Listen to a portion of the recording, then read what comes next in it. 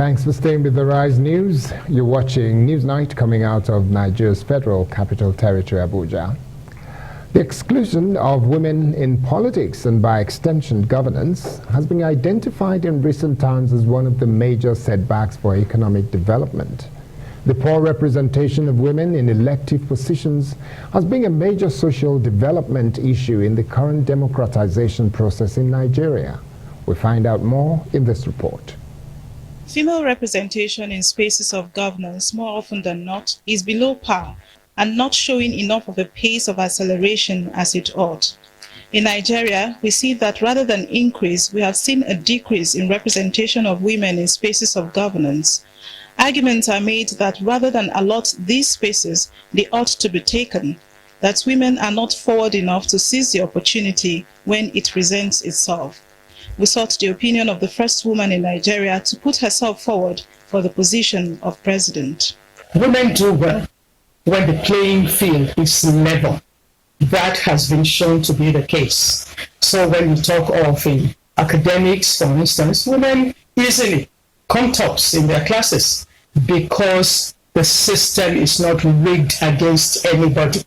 So that should prove to us that what we need, what we require, is to make the political playing field equally level.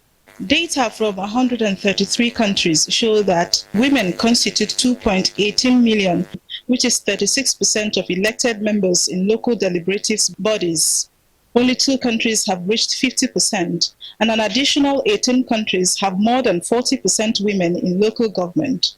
Only 25% of all national parliamentarians are women, up from 11% in 1995. Only 4 countries have 50% or more women in parliament in single or lower houses. Rwanda with 61%, Cuba with 53%, Bolivia with 53%, and the United Arab Emirates with 50%. Fully aware of the challenges of living in a patriarchal society, there are still opportunities for women to carve out space in the political arena. Using their numbers and the numbers of young people who are in the majority, women can organize around 3 things. First, we can continue to demand for constitutional and electoral reform, which will level the playing field and make it easier for us to win elections on our own stead. The second thing that we can do is to focus on also trying in everyday life to dismantle some of the discriminatory practices and cultural norms, such as demanding state of origin for women, especially those who are married, changing employment laws, and being more strict on sexual harassment and other things like that. Can women solve the problem of Nigeria? It remains to be seen, but first we would have to see more women step forward and take their place at the table. Well, joining us now is a lawyer and president of Women in Africa, Aisha Umar, to walk us through the issues and, of course, the points us in the way that we should be going as a nation. Thank you so much, Aisha, for being with us in the studio.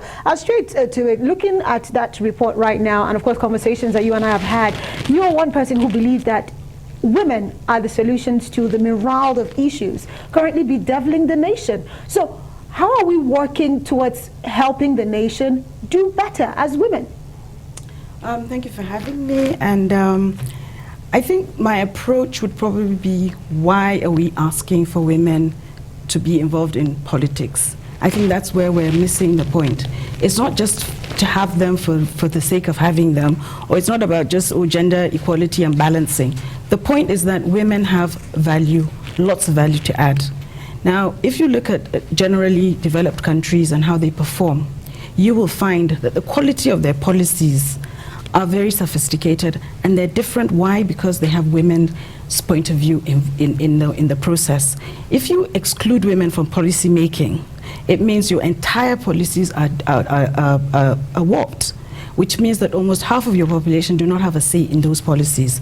How can you do your policy? How can you develop policies without the stakeholders being involved? That is first rule of the game. You must have stakeholders in your policy making, and that's number one. The second issue is the fact that women by nature, we have certain qualities which men do not have, just like men have as qualities that we might not have.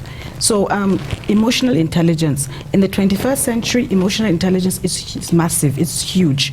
You have to be able to decipher and to know when to use hard power, when to use soft power, when to use combination of both. So that is so key in this kind of times that we are in. And the more complex the problems, the more difficult and the more mixed your approach has to be. But yeah, okay. Okay, so if I can jump a few steps forward. I remember, oh gosh, it's just gone off my head now. I'm trying to remember who it was that said that women who refuse to support women, there's a special place for them in hell. Now, we know for a fact that a lot of times when women aspire to a political office, the worst enemy happen to be women who would choose to not vote for them. How do we begin to encourage women, to support women to gain ascendancy in the area of politics and governance? Well, I'll talk for myself. Having been in politics, I contested House of Representatives in 2019, Borno State, would you believe it? In a local government called Jere local government. So I have first-hand experience of what you're talking about. And I would say, no doubt, that it was the women who supported me. So I think I'm sorry to say, I think it's a kind of a myth that has been going on, that women bring each other down. But I think women have come a long way. And we did try, all of us women in Borno State did our best.